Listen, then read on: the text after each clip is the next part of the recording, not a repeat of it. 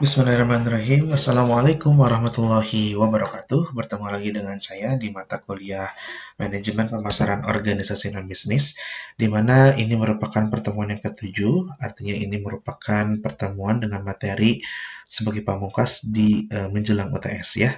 Temanya atau materi yang akan kita bahas hari ini adalah memahami halayak sasaran dan persaingannya. Oke, setelah kita mempelajari banyak sekali konsep dasar, kemudian bagaimana menentukan tujuan dalam sebuah kampanye di dalam pemasaran sosial, sekarang kita akan memahami seperti apa cara kita mengidentifikasi, kemudian taktik, kemudian juga cara-cara ya untuk kita bisa mempelajari seperti apa sifat atau karakter dari halayak sasaran yang sesuai dengan program kampanye kita. Selain itu juga kita akan membahas tentang persaingan dari program kampanye yang akan kita laksanakan. Baik, kemampuan yang diharapkan yang pertama seperti biasa ada reminding, diharapkan kalian bisa mengingat tentang apa yang akan disampaikan, kemudian understanding, memahami dan kemudian mengulanginya lagi sesuai dengan pemahaman sendiri, kemudian applying ya, mengejawantahkan dalam nanti praktek di lapangan pekerjaan nanti kalau sesuai dengan bidang pekerjaan saudara, dan evaluating ya, mengevaluasi atau menilai apakah ya ini sudah sesuai atau belum dengan praktik di lapangannya. Baik, yang pertama ini ada menurut Kotler ya, teori, dan juga Roberto and Lee tahun 2002 bahwa pemasaran sosial ini kita mengingat lagi teori konsep dari pemasaran sosial ya. Pemasaran sosial adalah penggunaan prinsip dan teknik pemasaran yang dirancang untuk mempengaruhi halayak sasaran agar secara sukarela mengubah perilaku demi kebaikan dan kepentingan individu. Yang harus kita bawahi di sini adalah kesukarelaan itu ya, dan juga perubahan perilaku, di mana perubahan perilaku ini sebagai produk dari pemasaran sosial. Nah, kita mengetahui bahwa pemasaran sosial ini produknya adalah perubahan perilaku. Oleh karena itu, seperti halnya pemasaran konvensional seperti biasa atau komersil, bahwa kita di awal melakukan segmenting ya, targeting, dan juga kita melakukan positioning nanti ya. Nah, untuk yang pertama segmenting ini adalah pengelompokan ya. Tadinya kelompok besar lalu di kelompok-kelompok kecil, dan kita harus melakukan kampanye atau perubahan perilaku yang akan kita tujukan pada halayak sasaran itu. Nah, otomatis menentukan halayak sasaran itu menjadi hal yang penting ya. Nah, tapi bagaimana kita bisa memaksimalkan program perubahan perilaku itu kalau kita tidak bisa memahami. Oleh karena itu, kita juga harus memahami perilaku dari halayak sasaran yang akan kita tuju. Perilaku seperti apa? Tentu halnya ada dua. Pertama, perilaku yang lamanya seperti apa, lalu perilaku yang barunya seperti apa yang akan kita program kampanyekan. Ya, karena masyarakat itu merupakan sasaran kegiatan komunikasi organisasi kita, gitu ya. Kita ingin merubah dari perilaku mereka. Baik itu fungsinya untuk corporate kita atau memang kita melakukan kampanye itu untuk kebaikan mereka sendiri ya, karena ada hal perilaku yang buruk sehingga kita harus melakukan kampanye. Oke. Berikutnya, selain kita memahami karakteristik mereka, perilaku mereka, kita juga perlu mengidentifikasi pesaingnya dengan cara melihat bagaimana satu persatu atau dari kelompok ke kelompok lainnya atau dari masyarakat ke masyarakat lainnya. Sehingga kita bisa mengetahui program kita seperti apa, besar kecilnya pesaing perilaku yang kita hadapi. Begitu. Nah, apa saja yang harus kita tahu dari halayak sasaran? Ada 3. Yang pertama, apa yang mereka pilih untuk dikerjakan dibanding perilaku yang kita tawarkan. Oke, untuk bisa mengetahui apa yang mereka kerjakan, tentu kita harus bisa mengidentifikasi dari pertanyaan ini. Apa manfaat yang mereka akan dapatkan? Gitu ya, atau apa manfaat yang mereka sedang dapatkan dari perilaku lama, berapa biaya yang mereka keluarkan ya untuk untuk melakukan perilaku yang lama ini ya, sesuai dengan pertanyaannya. Jadi apa yang mereka pilih untuk dikerjakan dibanding perilaku yang kita tawarkan. Oke. Oleh karena itu nanti kita harus perbandingkan manfaat yang mereka dapatkan untuk perilaku lama, kemudian manfaat yang akan mereka dapatkan ketika melakukan perilaku yang baru. Kemudian biayanya juga dibandingkan ya, biaya saat mereka melakukan perilaku yang lama, kemudian biaya saat mereka melakukan perubahan perilaku. Oke. Nah, pertanyaan yang kedua untuk mengidentifikasinya adalah kita harus menjawab apa yang mereka ketahui tentang perilaku yang diinginkan. Sekali lagi, apa yang mereka ketahui tentang perilaku yang diinginkan. Sejauh mana pengetahuannya? Oke, kita lihat pertanyaan breakdown-nya. Apakah mereka mengetahui terhadap hukuman dan peraturan yang berlaku? Gitu. Mereka tahu nggak kalau melakukan perilaku yang lama itu ada hukumannya, gitu ya. Yang kedua, apakah mereka mengetahui bagaimana melakukan perilaku yang baru, caranya ya seperti apa. Oke, nanti itu berkaitan dengan fisik berarti ya. Contohnya adalah kita membuang sampah sembarangan. Nah, tahukah kita kalau melakukan pembuangan sampah sembarangan itu ada hukumnya ya? Nah, misalkan di mobil buang sampahnya, maka kalau kita tahu ada hukumannya, kita juga cari tahu apakah tahu bagaimana cara atau biaya yang dikeluarkan untuk tidak melakukan pembuangan sampah di jalan ya dari mobil. Maka kita harus membeli tentunya tempat sampah di mobil ya. Atau kalau misalkan lebih besar lagi TPS untuk masyarakat untuk sampah-sampah yang dari konsumsi rumah tangga. Oke, lalu pertanyaan yang ketiga, apa yang mereka yakini? Ya, ini soal kepercayaan. Bagaimana nilai dan sikap yang diinginkan? Sekali lagi, bagaimana nilai dan sikap yang diinginkan? Kalau kita berbicara nilai, berarti kita berbicara manfaat dan biaya juga ya. Lalu bagaimana persepsi mereka mengenai biaya itu dan apa halangan mereka untuk dihadapi? Contohnya begini, misalkan yang tadi buang sampah sembarangan. Ya, manfaatnya ya mereka bisa senang-senang karena di mobil nggak ada sampah, itu nggak jadi bau mobilnya gitu ya. Jadi mereka bisa happy. Walaupun sebetulnya mereka tahu ya harus buang sampah itu di tempatnya ya. Sebetulnya memang bisa ya untuk kita buang sampah di mobil tapi di tempat sampah yang khusus di mobil. Lalu kan ada biaya yang dipersepsikan ya. Apa biayanya ya? Kan dibeli tempat sampahnya. Misalkan belinya ke S Hardware.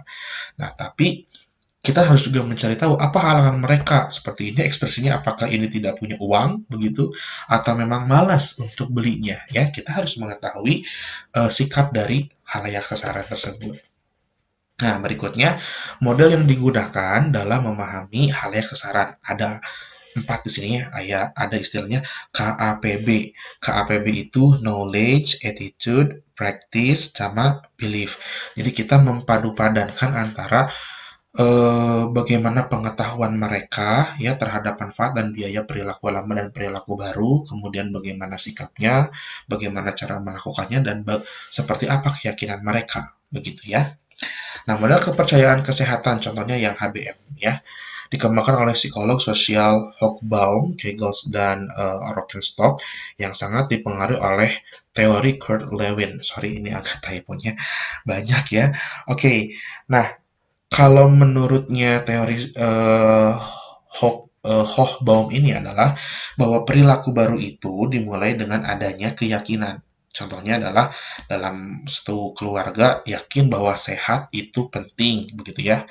Lalu tiba-tiba ada sebuah virus atau masa pandemi corona COVID-19. Ini merupakan ancaman sehingga bisa mengancam kesehatan mereka. Oleh karena itu, mereka melakukan tindakan atau perilaku yang baru, seperti halnya jarang olahraga menjadi sering olahraga, gitu ya, tentu di tempat yang sehat. Lalu kemudian check up ke dokter, ya, dan juga meminum vitamin. Nah, itu merupakan tindakan-tindakan yang direspon oleh masyarakat karena percaya gitu bahwa dengan adanya ancaman ini mereka harus melakukan sesuatu ya, seperti halnya menggunakan masker, mencuci tangan, kemudian menjaga jarak. Seperti itu kalau di luar ya, kalau ini kegiatan di dalam keluarga. Oke. Nah, ada juga model difusi inovasi menurut Kotler and Roberto. Nah, secara sederhana model difusi inovasi ini mempercayai ya bahwa perubahan perilaku itu menular begitu dari satu orang ke orang lainnya, dari satu kelompok ke kelompok lainnya, lalu dari masyarakat ke masyarakat lainnya. Contoh misalkan satu orang ini masih mengatakan dia hanya sendiri mengatakan yes, tapi tidak untuk perilaku yang baru ya, tidak untuk mereka 4 orang ini.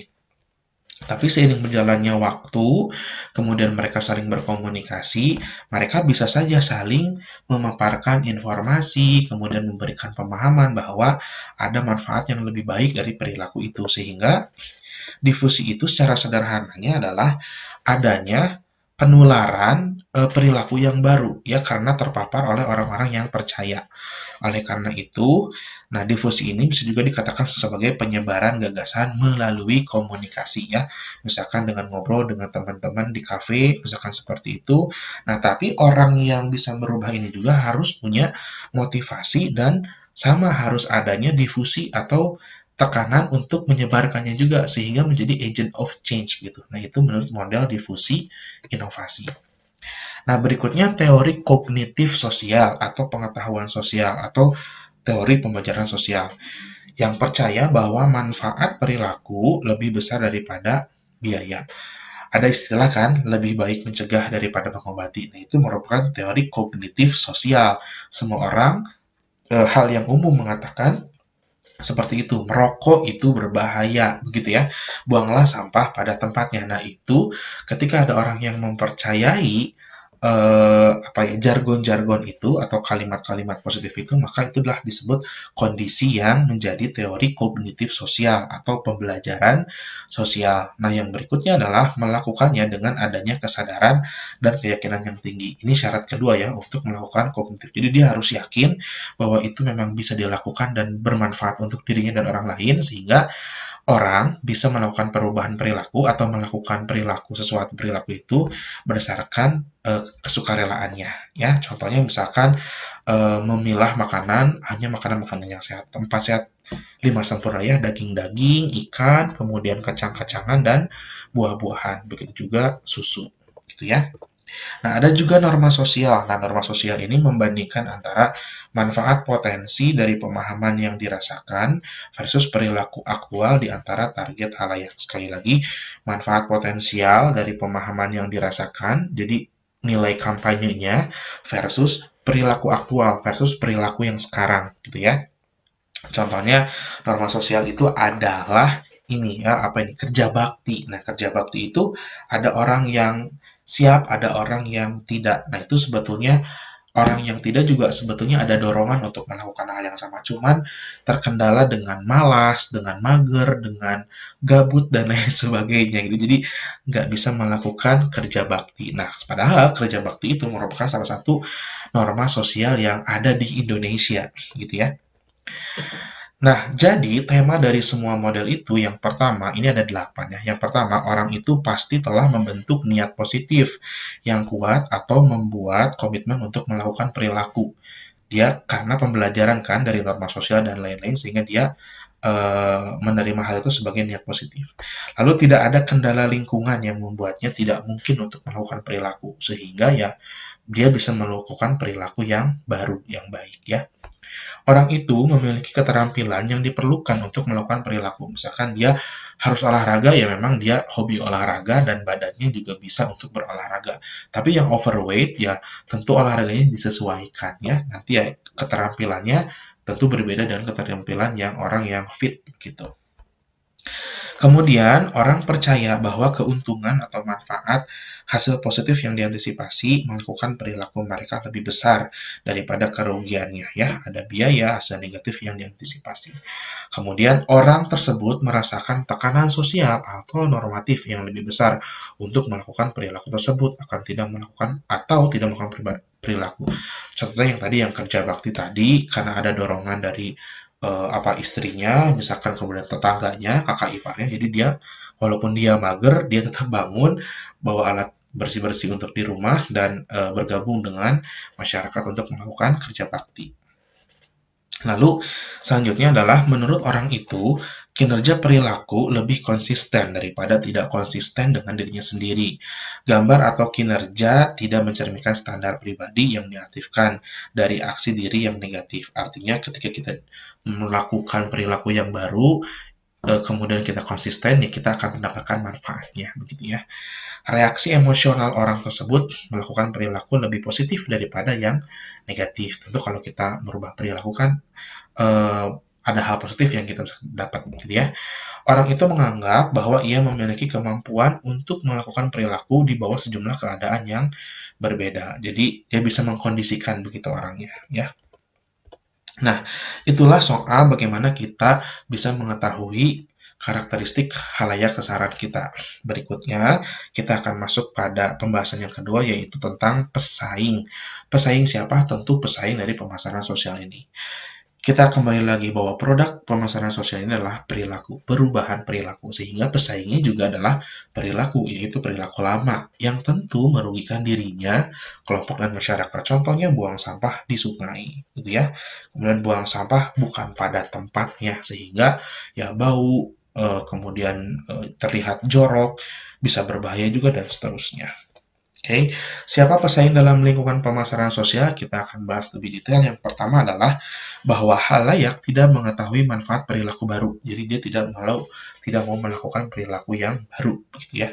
Lalu perilaku yang sudah lama dilakukan susah. Bahkan ada orang yang menyebutnya ini adalah sebagai budaya dari populasinya dia, begitu, budaya dari masyarakatnya tersebut, gitu ya. Kemudian saran dari individu atau organisasi yang menentang perilaku baru, ya misalkan membakar sampah itu tidak baik, tapi ketika kita memberitahukan kepada orang lain yang membakar sampah, ternyata satu kampung itu menyatakan bahwa ini budaya kami, ya. Yang kedua, kemudian yang ketiga adalah kami tidak seperti itu, kami tentang pernyataan Anda bahwa membakar itu tidak boleh dibakar, tapi kami yakin itu dibakar saja menjadi pupuk dan lain sebagainya. Jadi ada individu atau organisasi yang menentang perilaku baru tersebut, ya. Contohnya seperti membakar sampah ini, ya.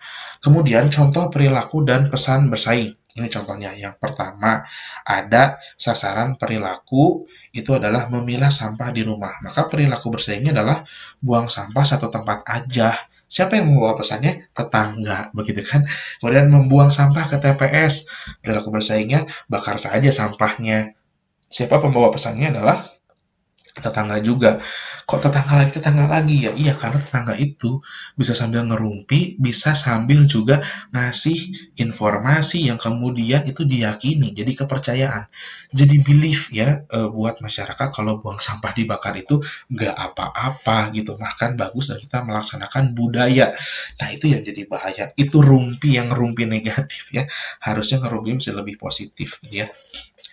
Lalu ini adalah 4 taktik untuk menciptakan keunggulan kompetitif. Yang pertama adalah manfaat yang lebih besar dalam perilaku yang dipromosikan daripada dalam perilaku mereka saat ini. Artinya kita memberitahu bahwa membuang sampah di TPS, kemudian memilah sampah rumah tangga itu dari yang basah, kering, pecah belah, itu bermanfaat gitu ya, untuk bermanfaat secara waktu, lingkungan, daur ulang, dan seterusnya.